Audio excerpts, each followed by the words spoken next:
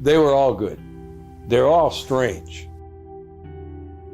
That's Captain Jim Lowe, a United States Marine who served with MACV in Quang Tri Province from May 1965 to May 1966. He spent a lot of time alongside Australian forces in Vietnam, and in this clip from our friends over at Witness to War, he's remembering what the Aussies were like. And the Aussies all had strange names, like Bucket Ass Ted Wade. He had no butt, and so he's a bucket ass. Tiny, you can figure that out. He must have weighed close to 300 pounds. And then Curly, this guy not only had no hair, he had no eyelashes, no eyebrows.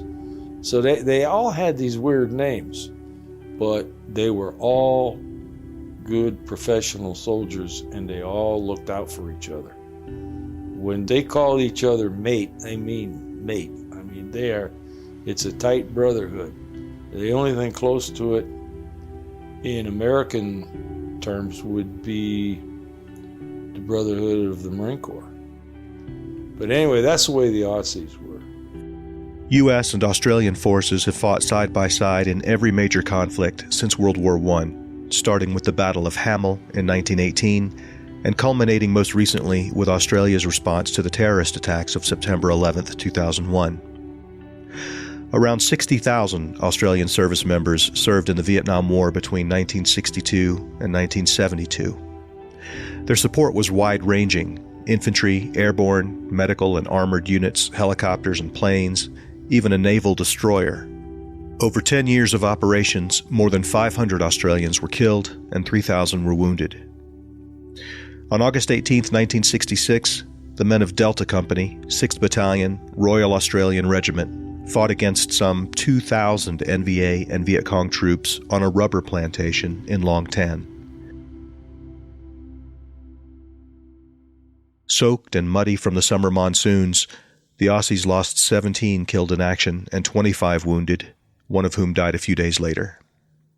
But they inflicted far greater casualties on the enemy side. General William Westmoreland considered it one of the more spectacular Allied victories to that point in the war. The anniversary of that battle, August 18th, is Vietnam Veterans Day in Australia.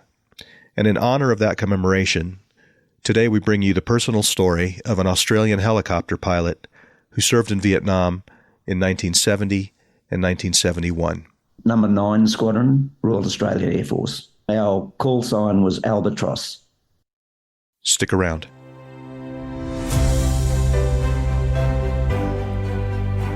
From the Vietnam Veterans Memorial Fund, founders of The Wall, this is Echoes of the Vietnam War.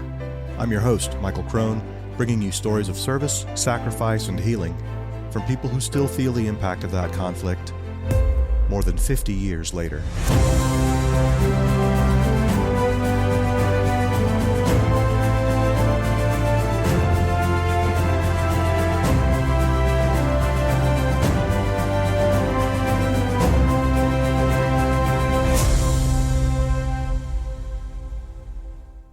This is episode 57, Chook. My grandparents fought in World War I, my parents in World War II, but by the time I came along, Dad was a school teacher, Mum was a homemaker. That's Graham Dutton, joining me via Zoom from his home in Canberra, Australia. It wasn't so much that I wanted to be in the military, but I wanted to be a pilot. So that was the only economic way of doing it, was to go into the military. From a very young age, I'd managed to get a couple of fights with a friend who was a farmer and also a flying instructor, civil flying instructor. And he would take me out occasionally and we'd go and do some aerobatics or something. And I was hooked by my early teens. As soon as I turned 18, I applied to join the Air Force as a pilot and was accepted. And 16 months later, I was churned out at the other end as a pilot and a pilot officer, which is equivalent to a second lieutenant, bottom of the rank. Other people on my pilot's course were sent to things like fighters and bombers and transports and whatever, but there were 8 of us who were sent to helicopters, and from there inevitably you would go to Vietnam once you'd been converted and got some experience.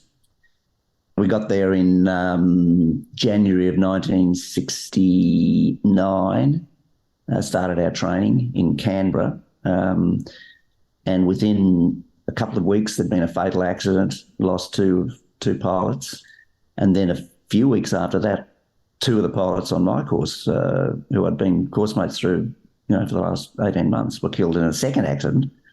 So everything ground to a halt while they figured out, well, in fact, they never really figured out what went wrong in these two cases. So our training was a bit protracted. So it took nearly 6 months, all of which was conducted on Hueys, Bravo model Hueys, some of which had actually been in Vietnam previously and been sent home to use as trainers. So about 6 months of training with instructors and doing just the learning how not to disappear across the aerodrome while trying to hover or whatever. And then we went off to do support exercises with the Army, including a few weeks in New Guinea, where we worked with the Special Air Services, our Special Forces people, training for them and ourselves in jungle warfare. And they, in fact, were the same Special Forces outfit that was in Vietnam when I was there. So we had a pretty good rapport. So it took from start of training to arriving in Vietnam was about 15 months.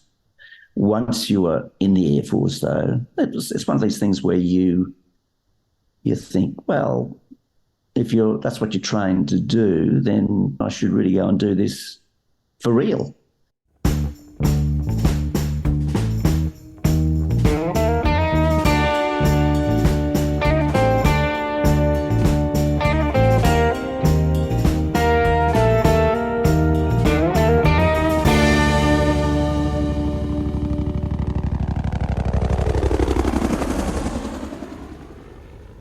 I arrived there in April 1970. Now, by then we were all concerned that, maybe the war will be over by the time we get there. But it wasn't. It was still, from our perspective, ticking along more or less as it had for the last couple of years, in the last 3 or 4 years. Right at the end of my tour, 12 months later, things did start to wind down. Australia removed 1 battalion from its task force, and it was by the end of 1971, our squadron had been withdrawn, and basically the frontline involvement had come to an end.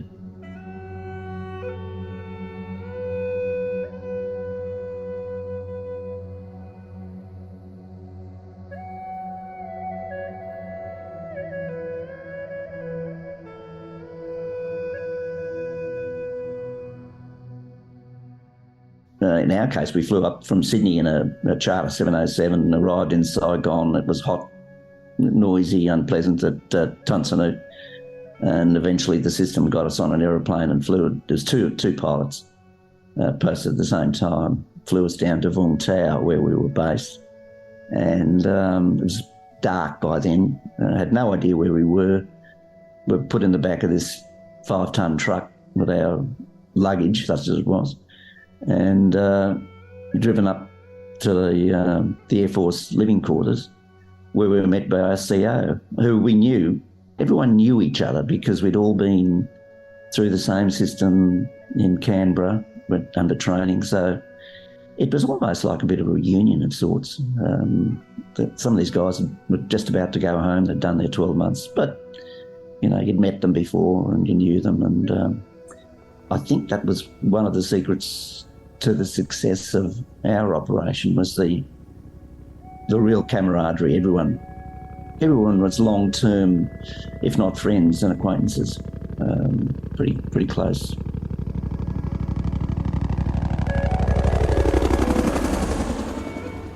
If you've got to be in Vietnam, Vung Tau was the place to be. It's southeast of Saigon on the coast. It was basically a tourist resort during French colonial days. It is now a tourist resort again. There's a lovely beach on the eastern side of this peninsula. The aerodrome where we were based, I was there a few years ago. It's still in use, flying helicopters going out to oil rigs. But At the time, we had ourselves there another Australian Air Force transport squadron flying C-7 Caribous, USAF Caribous, USAF Ford air controllers. It was a busy place. Now, we were a very small part of it, 9 Squadron. We were 16 helicopters and their crews and their maintainers compared with all the infantry and so on.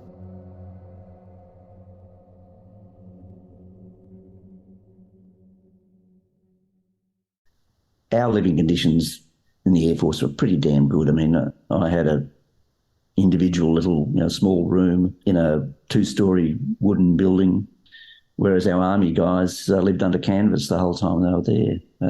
So we did pretty well. And we basically commuted every day to the task force base, the Army task force base at Nui Dat, about 30 kilometres north, did our operations out of there and came home at night to warm bed and cold beer. It was pretty damn good in retrospect. Occasionally it did go wrong, but could have been a lot worse. I was there exactly 2 days, getting issued with your safety equipment, your firearms, your chicken plate, your flak vest, all that sort of stuff, new helmets. And 2 days later, I did my first sortie, just to familiarise with the area. The helicopter wasn't a problem. By now they were hotel model Iroquois, but basically the same. And it was just a matter of getting used to the environment, getting used to how it could be very busy with working 3 different radio sets if you're the co-pilot and, maintaining situational awareness, that sort of thing. Took you a couple of days, but we were pretty familiar with how the operation went. So, yeah. And in fact, I had a look the other day, it was only a week later that I did my first, as a co-pilot, did my first Special Forces infiltration, which went bad as soon as we dropped off the patrol.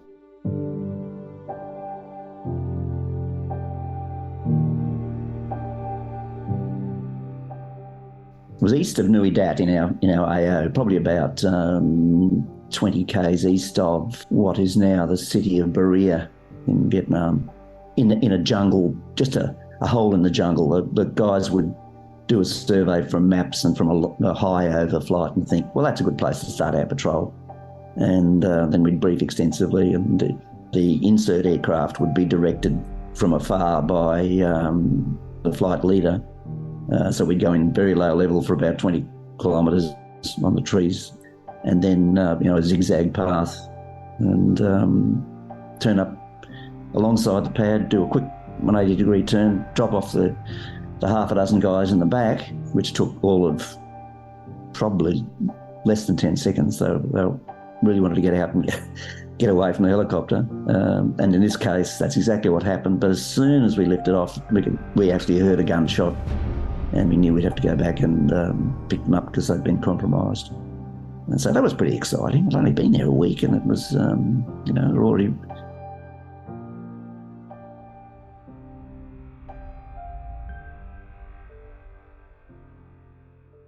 We found subsequently that there had been only probably 1 or 2 of the opposition on the other side of the pad, and the shot that we heard went underneath the helicopter and hit one of the soldiers in his pack without hurting him.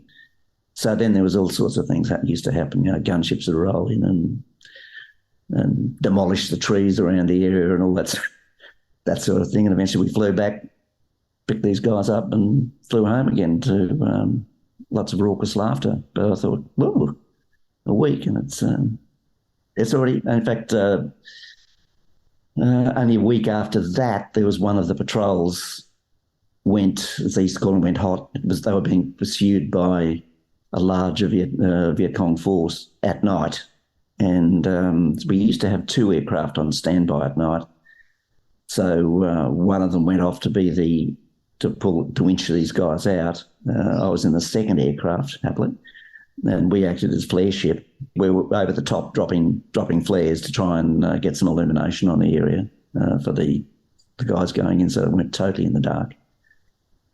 and also for the gunships, which was we didn't have gunships on standby, so the procedure was more or less, well, who's had one beer? Okay, well, you're the flight leader, 2 beers. Okay, you're the second guy, 3 beers, where you can be co-pilot and that sort of thing. So, and then during this whole thing, USAF C-119 transport converted to a gunship turned up, and we became superfluous because this guy had flares light up the entire country and more ammunition, et cetera, et cetera. So we didn't have to do much, but it was a bit of a hairy operation. The done in the dark, and the guy that was captain of the aircraft, Bill Robinson, who I knew very well, he was awarded a decoration for it, which he richly deserved.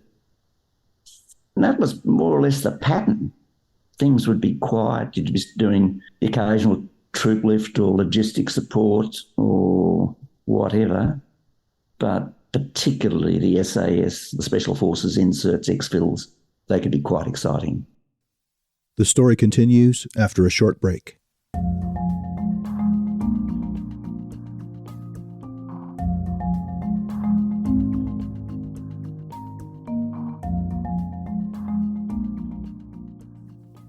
On Veterans Day, 1996, VVMF unveiled an exact replica of the wall that could be packed into an 18-wheeler and hauled to cities and towns all across America. Since then, the Wall That Heals has been displayed in nearly 700 communities throughout the nation, spreading the healing legacy of the Vietnam Veterans Memorial to millions of visitors. If you want to know more about this traveling exhibit and the impact it can have on a community, check out episode 15 of this podcast. The Wall That Heals and the mobile education center that travels with it will be in Middletown, Indiana, August 24 through 27. To see the rest of this year's tour schedule and to learn how you can bring the Wall That Heals to your town, visit vvmf.org. Hello, I'm Gary Sinise. Nearly 3 million Americans served in Vietnam, and more than 58,000 have their names inscribed on the wall. Those that pay the ultimate price in service to America. Some might ask why the Vietnam War still matters. It matters because more than 58,000 lives were cut short and their families forever changed. It matters because we should never forget how Vietnam veterans were treated when they came home. A lesson learned so that our current generation of veterans are treated with respect. The Vietnam Veterans Memorial Fund, the organization that built the wall, works to ensure that future generations will understand the war's impact. I'm asking you to help keep the promise the wall was built on. Never forget. Visit vvmf.org to find out how you can get involved. The Registry is an online community created by VVMF that connects veterans of the Vietnam War era with each other. By signing up for the registry, you can upload and share stories and images, connect with others who served during the Vietnam era, and connect your service with people you knew whose names are now on the wall. Join the community and preserve your legacy or a family member's by signing up today at vvmf.org/registry.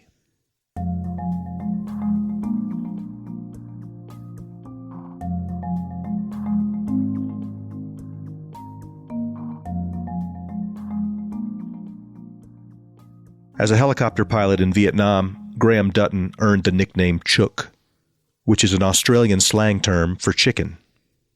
If Tiny weighed 300 pounds and Curly had no hair anywhere on his body, well, you can imagine what the Aussies must have thought of a guy they called Chook. Here's Graham Dutton with the rest of his story. The SAS, the Special Forces inserts, exfils, they could be quite exciting.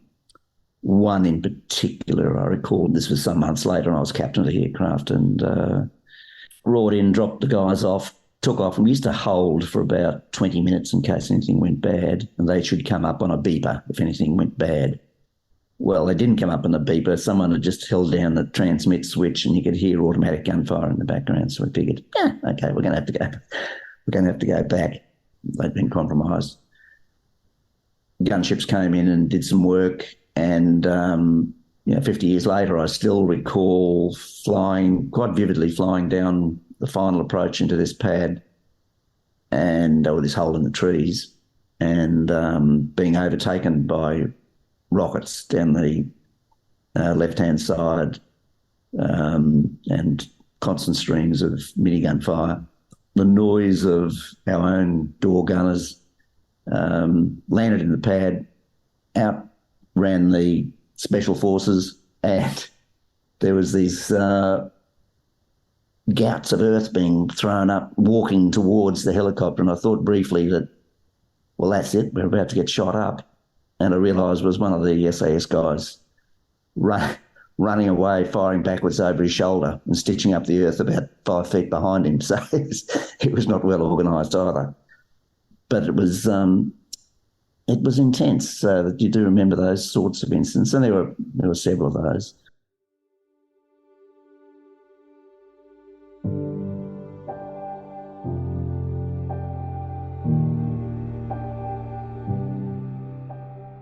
I was 20.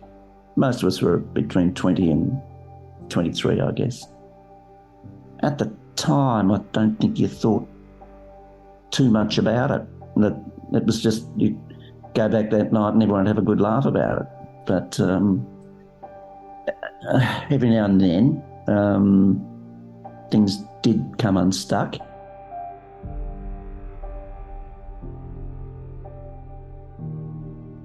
I spent probably 3 months just doing dust off, and that could be hair-raising. I had a very memorable event there because we're part of the bigger US dust off organisation, medevac organisation. We could be called out outside our province or outside our normal area of operation, and it was called out on one occasion after a US dust off had been shot up, to go and pick up some US casualties in a province north of us, Long Khan province.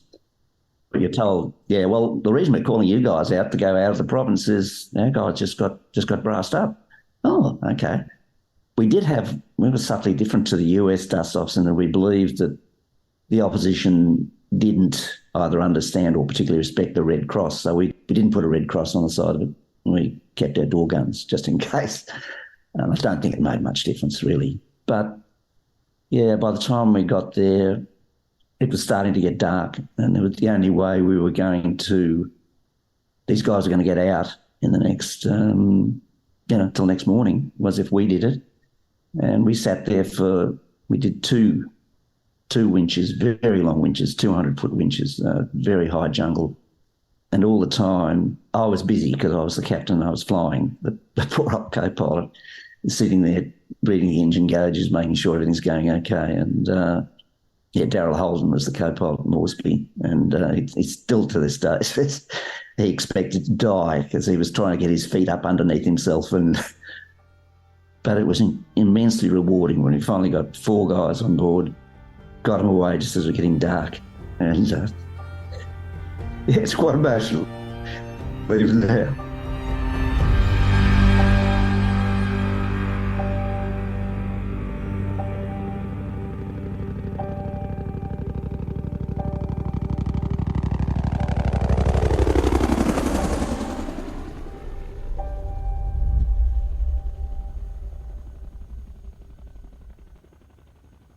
I believe they had been ambushed as a US platoon. They'd been ambushed by quite a large force and hit with rocket-propelled grenades, and so there were a lot of shrapnel injuries. So that was one of several instances, but one of the very memorable ones.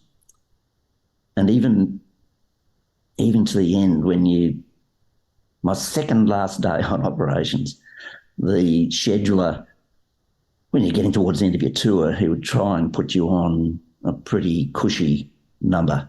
And I was on what was called a 05 mission, which was to fly the task force commander. He was a brigadier, the 1-star, flying him around to his various units around the province to do a daily inspection, which I'm sure everyone out in the the units really looked forward to, having the brigadier turn up. But anyway, so I did that. It was a cushy number. But that afternoon, a Australian platoon got into contact. The brigadier wanted to be flown out to the fire base, which was controlling the action. So I picked him up. And on the way past, we actually overflew the site of the contact. And I could hear one of my friends, Ken Phillips, who was the dust-off pilot, trying to get in to get out the Australian casualties. And there was a little bit of confusion. But anyway, we flew on, dropped off the brigadier at the fire base, and I was returning to the task force at Nui Dat, once again overflying the contact. And as I did, I heard the co-pilot of the dust-off coming up saying that they'd been shot up and they had casualties. And so I followed them back to the fire base, landed about 100 yards behind them all the way, and landed beside them. And the crewman, the winch operator, Alan Bloxham, had been shot in the head. And we got him on board, flew him back to the field ambulance at Nui Dat, but he died. And to this day, I'm amazed at how quickly it turned off from the world's cushiest job to picking up one of your own who'd just been killed.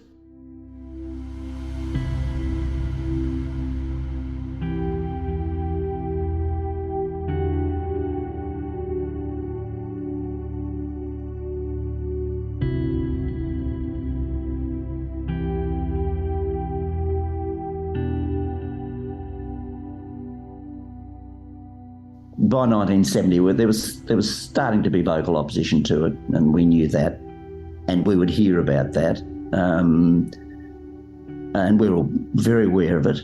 In fact, sadly, some of a couple of the wives were adversely affected simply by people being very, not abusive, but very negative towards them, which, none of their business. I mean, we're just doing our job.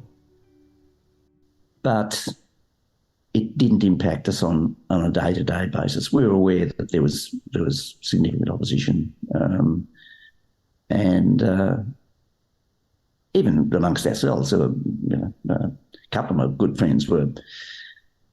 I could see that this was a bit of a crock. Yeah, the whole war was not well organised and probably not well thought out from day one. But when you were being paid by the government and the government says, we're having a war here, you don't get to pick your war. So we just did our job. We were very fortunate in that we didn't suffer any repercussions when we came home because we remained in the military with the same people we know all along. But guys who were discharged as soon as they got home, a lot of those suffered some of them found it very hard. Yeah, I'd like to think that these days, even though there were people opposed to recent wars in Iraq and Afghanistan, they didn't take out on the troops. They aimed at where it should have been aimed, as the government. So, yeah. So I didn't suffer any ill effects of that. But we were well aware of that. And, of course, the war was winding down. Units were pulling out. In fact, bizarrely enough, at one stage, our living quarters used to be within a larger US Army base.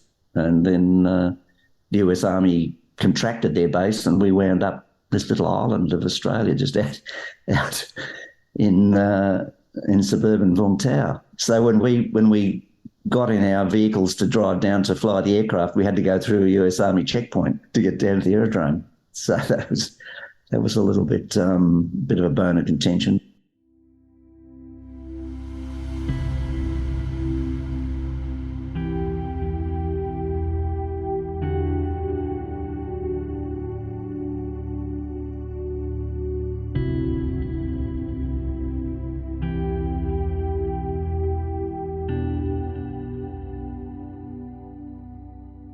I went back and flew helicopters in Australia for a couple of years before moving on back to fixed wing. And that couple of years was an anticlimax. It was probably the most dangerous time in my flying career, because I'd been there, done that, overconfident. Fortunately, nothing really serious happened to me, but a couple of colleagues had accidents, largely through overconfidence. Fortunately, not fatal, but we were young and silly. And when you're 20, at the time I got home, I was 22, the wheels come off occasionally. You are infused with that feeling that it can't happen to you, it will happen to someone else.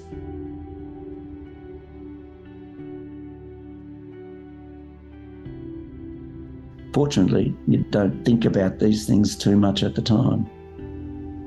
For us in the flying world, you'd have, literally a few minutes of things being really horrendous, and then return to calm. Whereas infantrymen, they were slogging through the jungle, waiting to step on a mine, and be out there for days at a time when, at the drop of a hat, it could all go bad. Great sympathy and respect for them. Yeah, when we're in very dangerous situations for brief periods of time. Then flew off back to the bar that night and let our hair down.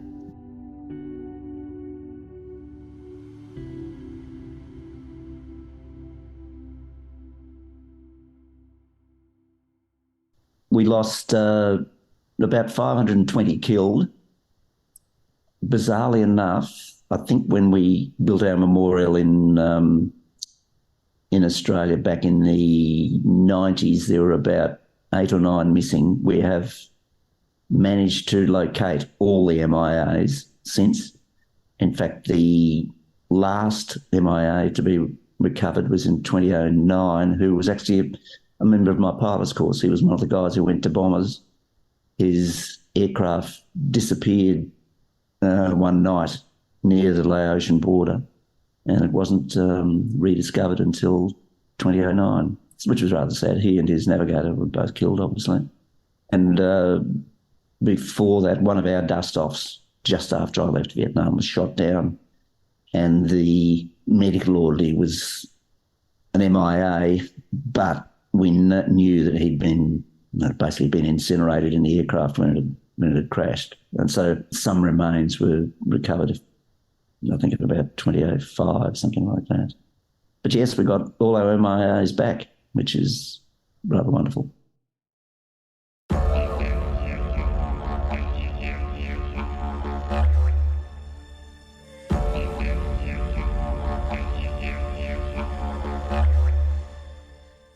After leaving the Royal Australian Air Force in 1983, Graham Dutton spent a few years working for the Australian equivalent of the FAA, and then flew commercial jets for Qantas for 20 years. In the early 90s, he was flying a jumbo jet somewhere over Tajikistan when he called out to another Qantas jet coming in the opposite direction. And I made this call, and out of the ether comes, "G'day, Chook." And I recognised him immediately. He said, "G'day, Bats." The other guy, Eric Batten, says, "Bats." And I've often thought, this Russian's down below thinking, what are Chooks and Bats doing up here? And what's the story? What's the code? Small world. Thanks to Chook for sharing his story, and to Rosie Irvine for her industrial strength help in making this interview possible. And of course, we want to thank our friends over at Witness to War for sharing the audio from Jim Lowe's interview. Check them out sometime. witnesstowar.org. Jim Lowe passed away in September of 2016.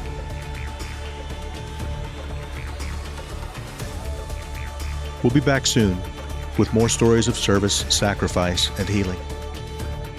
See you then.